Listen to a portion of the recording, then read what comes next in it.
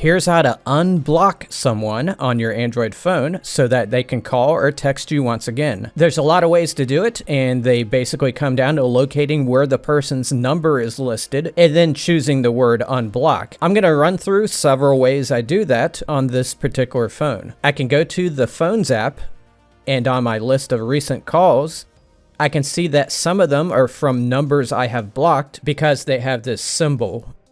I can tap the words beside the symbol and tap unblock and then confirm. The same goes if I jump to one of the other tabs here, like missed calls. Another way to do this is to select the three dots and then settings and blocked numbers. On some phones, this option will be under set rules.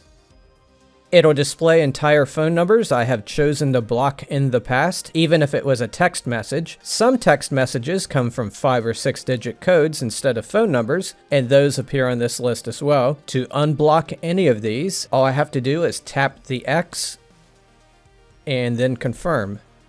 Or I can go into my contacts and find the profile of the person I blocked. Assuming I have a profile for them, I open their profile, and at the bottom is an option to unblock numbers.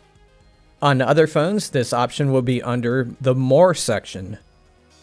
Or instead of using the Phone app, I can go to the Messages app, where my text messages are.